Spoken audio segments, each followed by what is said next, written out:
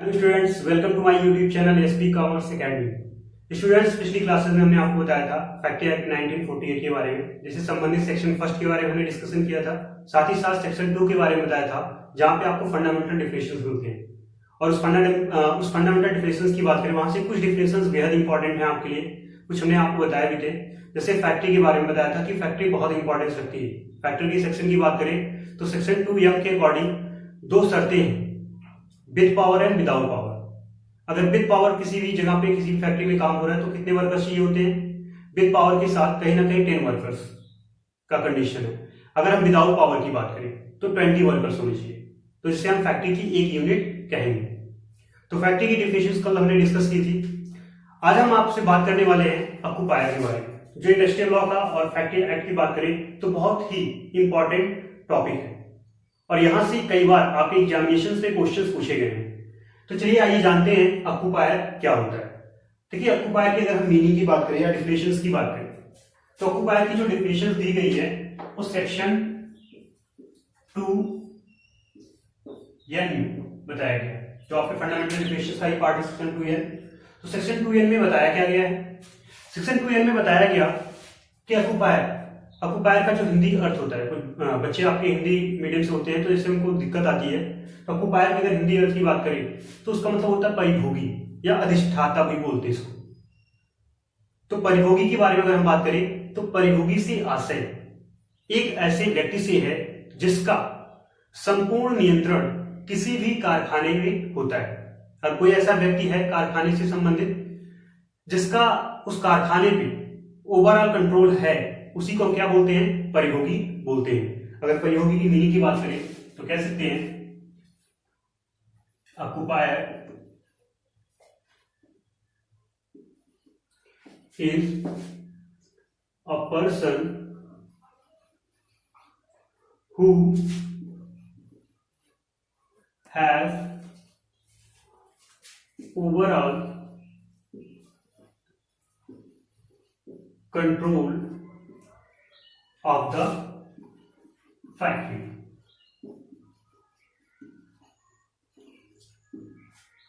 आपका ऑक्यूपायर कौन होता है? परिभोगी किसे कहते हैं? परिभोगी से आशय एक ऐसे व्यक्ति से है जिसका पूरा नियंत्रण फैक्ट्री के कारखाने में होता है, उसी को हम ऑक्यूपायर बोलते हैं। तो सेक्शन 2N आपको याद रखना है, ऑक्यूपायर क्या होता है, ऑक्यूपायर की मीनिंग क्या होती है।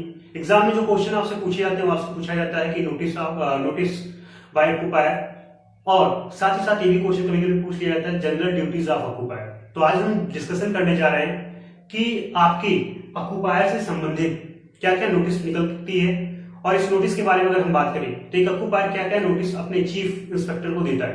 देखिए, यहाँ पे इंडस्ट्रियल लॉ में प्रोविजन है, और इस प्रोविजन की अगर हम बात करें तो सबसे हमने बताया कि आपके सेक्शन अभी 2 आप देख रहे हैं फंडामेंटल डिफिनेशंस के बारे में, इसी तरीके से 3 है, 4, 5 है, 6 है। तो इस तरीके से ढेर सारी सेक्शंस हैं। तो यहाँ पे हम वही सेक्शन डिस्कस करेंगे जो सेक्शन आपके एग्जाम के लिए बेहद महत्वपूर्ण है।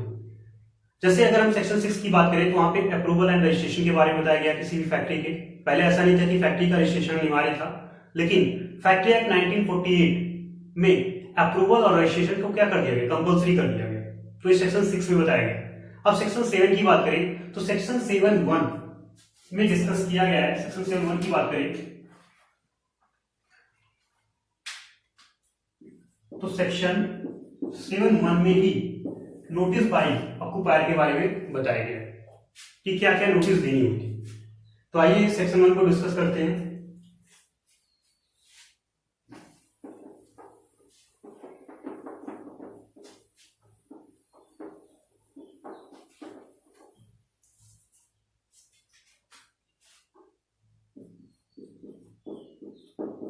नोटिस बाई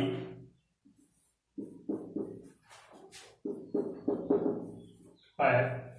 अगर हम सेक्शन की बात करें तो सेक्शन 7(1). देखिए, अगर हम सेक्शन 7(1) की बात करें तो सेक्शन 7(1) के अकॉर्डिंग आपके ऑक्यूपायर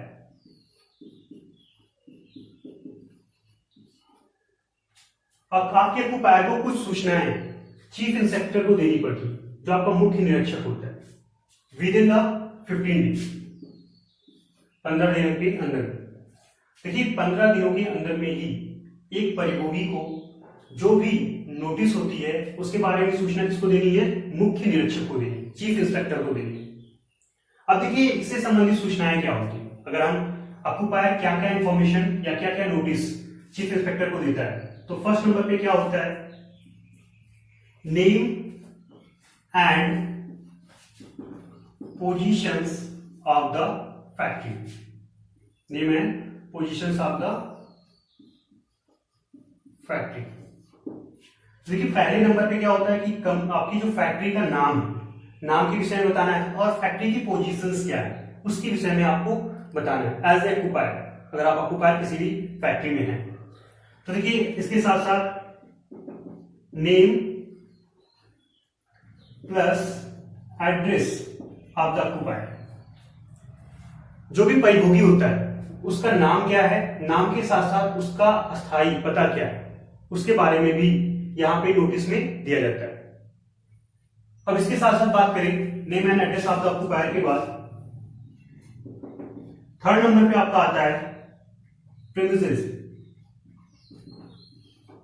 प्रीमिसेस के बारे में अगर हम बात करें तो प्रीमिसेस का अर्थ जो होता है वो सिंपल सा होता है कि किसी पर्टिकुलर रीजन से, किसी भी पर्टिकुलर क्षेत्र से है जहां पे फैक्ट्री स्टैब्लिश की गई है। आपकी फैक्ट्री किस पर्टिकुलर पोजीशन पे, किस पर्टिकुलर क्षेत्र में स्टैब्लिश की गई है उसके बारे में भी प्रॉपर इंफॉर्मेशन आपको देनी पड़ती है। जो भी आवश्यक सूचना है प्रीमिसेस के संबंध में वो आपको देनी पड़ेगी। अगर इसके साथ साथ नेक्स्ट पॉइंट की बात करें फोर्थ नंबर पे, तो देखिए फोर्थ नंबर पे क्या आता है कि एड्रेस फॉर द कम्युनिकेशन।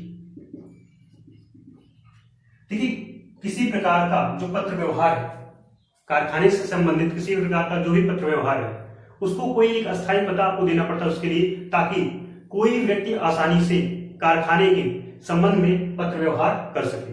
तो उसके बारे में भी प्रॉपर तरीके से नोटिस में क्या होना चाहिए, मेंशन होना चाहिए, जो कि ऑक्यूपायर के द्वारा किसको दिया जा रहा है, आपके कहीं ना कहीं चीफ इंस्पेक्टर को। क्लियर है? तो यहाँ पे एड्रेस फॉर कम्युनिकेशन भी रखेंगे। इसके साथ साथ बात करते हैं नेचर ऑफ द पावर। जैसे हमने बताया था पावर के बारे में, देखिए पावर भी बहुत महत्वपूर्ण एलिमेंट है। पावर का हिंदी अर्थ होता है शक्ति। आपकी शक्ति की प्रकृति क्या है, अगर शक्ति के बारे में बात करें तो हमने बताया था कि शक्ति से आशय उन सभी अवयव से है जो किसी भी फैक्ट्री में उपस्थित प्लांट एंड मशीनरी को गतिमान अवस्था में लेके आती है। किसी प्रकार की कोई प्लांट एंड मशीनरी लगी हुई है, उसको गतिमान अवस्था में लाने के लिए जो एलिमेंट जिम्मेदार होता है उसी को हम क्या कहते हैं, पावर, उसी को हम बोलते हैं शक्ति। फॉर एग्जाम्पल के रूप में जैसे इलेक्ट्रिसिटी का ज्यादा यूज होता है फैक्ट्रियों में, इलेक्ट्रिसिटी की बात करें कोल आता है, कोल के साथ साथ हम बात करें तो जनरेटर की सुविधा उपलब्ध होती है। तो ये जो भी चीजें इसके अंतर्गत आती है पावर के अंतर्गत आती है। तो पावर का नेचर क्या होगा इसके बारे में भी क्या करना है, नोटिस में मेंशन करना है। इसके साथ साथ अगर हम बात करें नेचर के साथ साथ क्वांटिटी ऑफ द पावर। देखिए क्वांटिटी भी आपको बतानी है। जैसे फॉर एग्जांपल इलेक्ट्रिसिटी आप कहीं ना कहीं पावर के रूप में अपने फैक्ट्री में यूज कर रहे हैं, तो आपकी खपत कितनी है, आपकी खपत का लेवल कितना है। 1 किलोवाट आपकी खपत लेवल है, जो सामान्यतः घरों की होती है कि 10 किलोवाट है। इस तरीके से आपकी जो भी खपत है उसके बारे में भी आपको मेंशन करना होता है कहां पे, नोटिस। क्लियर है? इसके बाद नेक्स्ट पे आते हैं name and address of the manager. देखिए name and address of the manager, यहां पे नोटिस में जो आपके फैक्ट्री का मैनेजर होगा, जिसको आपने प्रबंधक के रूप में नियुक्त किया है, उसका नाम और एड्रेस भी होना चाहिए। उस पर्टिकुलर पर्सन का नाम और एड्रेस भी कहां पर होना चाहिए, नोटिस के अंतर्गत आनी चाहिए। देखिए नेम एंड एड्रेस के बाद बात करें अगर हम, तो total number of workers, total number of workers. आपके यहाँ टोटल कुल श्रमिक कितने कार्य कर रहे हैं, टोटल नंबर ऑफ वर्कर्स कितने हैं, ये भी चीजें महत्व रखती हैं। तो देखिए टोटल नंबर ऑफ वर्कर्स के बारे में भी आप कहाँ पे मेंशन करेंगे, नोटिस में मेंशन करेंगे, किसकी, ऑक्यूपायर की, जो कि कहाँ पे भेजा जाता है, चीफ इंस्पेक्टर के पास। क्लियर है। तो ऐसे कुछ आपकी कहीं ना कहीं नोटिस से संबंधित कंटेंट है जिसको आपको नोटिस में क्या करना होता है, लिखना होता है। तो आपके एग्जाम में पूछा जाता है कि explain the notice bye occupier.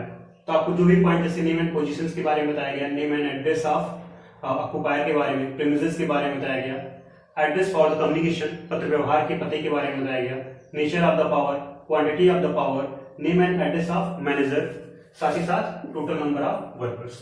तो ये चीजें आपको वहां पे मेंशन करनी होंगी। इसके साथ साथ जैसे यहाँ पे 7 हम ए की बात कर रहे हैं, नोटिस बाय ऑक्यूपायर, तो 7A आपका। इसी के साथ साथ कभी कभी आपसे पूछा जाता है जनरल ड्यूटीज के बारे में कि जनरल ड्यूटीज ऑफ ऑक्यूपायर। तो देखिए यहाँ पे 7.1 की अंतर्गत नोटिस बाय ऑक्यूपायर के बारे में बताया गया, उसके कंटेंट 7A में बताए गए हैं। अगर हम 7B की बात करें तो 7B में बताया गया जनरल ड्यूटीज ऑफ ऑक्यूपायर के बारे में। अब देखिए जनरल ड्यूटीज क्या होती है। अब देखिए जनरल ड्यूटीज का मतलब होता है कि श्रमिकों से संबंधित जो भी व्यवस्थाएं हैं जो एक कारखाने को मुहैया करानी होती है, किसके अंतर्गत आती है, सेक्शन 7A के अंतर्गत आती है। चूंकि आप कारखाने की सर्विस वाले, जैसे हमने बताया कि एक परिभोगी जो होता है कहीं ना कहीं उसके पास कारखाने के संबंध में पूर्ण नियंत्रण होता है, ओवरऑल कंट्रोल होता है। तो उसी के डिसीजंस पे श्रमिकों की स्थिति कहीं ना कहीं क्या होती है, डिपेंड होती है। अगर वो चाहेगा तो श्रमिकों की स्थिति क्या होगी, बेहतर होगी, अच्छी होगी। वो चाहेगा तो श्रमिकों की स्थिति क्या हो सकती है, खराब भी हो सकती है। तो देखिए जनरल ड्यूटीज उसकी क्या बनती है श्रमिकों के प्रति। जो पहली जनरल ड्यूटी बनती है वो इंश्योर करना उसके हेल्थ, सेफ्टी और लेबर वेलफेयर को। देखिए हेल्थ, सेफ्टी, लेबर वेलफेयर की बात करें तो तीनों कंटेंट को हम आपको डेप्थ में जाके बताएंगे, एक एक पर्टिकुलर पॉइंट वहां पे बताएंगे आपको कि क्या होता है हेल्थ से संबंधित प्रोविजन या लेबर से संबंधित या वेलफेयर से संबंधित। तो देखिए अगर बात करें जनरल ड्यूटीज की तो कहीं ना कहीं किसी भी कारखाने में काम करने वाले जो श्रमिक हैं उनके हेल्थ को इंश्योर करना, उनके स्वास्थ्य संबंधी चीजों को, उनके स्वास्थ्य संबंधी सुविधाओं को क्या करना, उनको देना। साथ ही साथ अगर सेफ्टी की बात करें तो सुरक्षा से संबंधित इंफॉर्मेशन प्रोवाइड करना, सुरक्षा से संबंधित कार्यशैली अपनाना, एक इसकी ड्यूटी है, आपके ऑक्यूपायर की है, परिभोगी की है। साथ ही साथ अगर लेबर वेलफेयर की बात करें तो लेबर वेलफेयर का अर्थ होता है कि जो भी श्रमिक कारखाने में काम कर रहे हैं उनके लिए शुद्ध पेयजल की व्यवस्था करना, उनके नहाने के लिए जल की व्यवस्था करना, कपड़े धोने के लिए जल की व्यवस्था करना, उनके लिए शौचालय की व्यवस्था करना। साथ ही साथ महिला श्रमिक है तो उनके बच्चों को खेलने की व्यवस्था करना। इस तरीके से तमाम लेबर वेलफेयर से संबंधित कार्य हैं जिसके बारे में हम आपको आगे बताएंगे। अभी इतना जानते रहिए कि ये तीनों प्रोविजन को इंश्योर करने की जिम्मेदारी किसकी होती है, ऑक्यूपायर की होती है। अब देखिए साथ ही साथ बात करें तो कुछ स्पेशल एक्टिविटीज भी सम्मिलित होती है। स्पेशल एक्टिविटीज की बात करें तो जैसे समय समय पे कारखाने में आके कारखाने का निरीक्षण करना, देखरेख करना।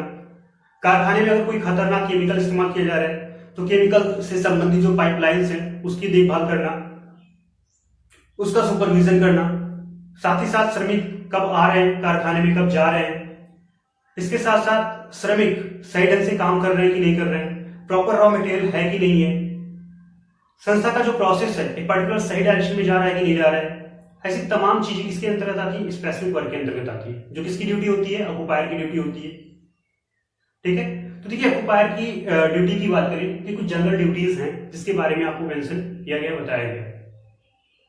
तो देखिए आपकी टॉपिक की बात करें, यहाँ पे हमने देखा है कि ऑक्यूपायर की मीनिंग क्या होती है, ऑक्यूपायर किससे कहते हैं। सेकेंड नंबर पे हमने देखा नोटिस बाय ऑक्यूपायर, ऑक्यूपायर से संबंधित सूचनाएं क्या होती हैं, परिभोगी से संबंधित सूचना क्या होती है। उसके साथ साथ लास्ट जो टॉपिक था हमारा जनरल ड्यूटीज ऑफ ऑक्यूपायर के बारे में हमने बताया कि जनरल ड्यूटीज क्या होती है, जिसमें से 3 महत्वपूर्ण है आपकी हेल्थ, सेफ्टी एंड वेलफेयर। उसके साथ साथ कुछ विशिष्ट कार्यों के बारे में हमने वर्णन किया है। तो ये सारी चीजें किसके अंतर्गत आती हैं, जनरल ड्यूटीज के अंतर्गत आती है। तो आज के लिए बस इतना है, मिलते हैं नेक्स्ट क्लास में। धन्यवाद।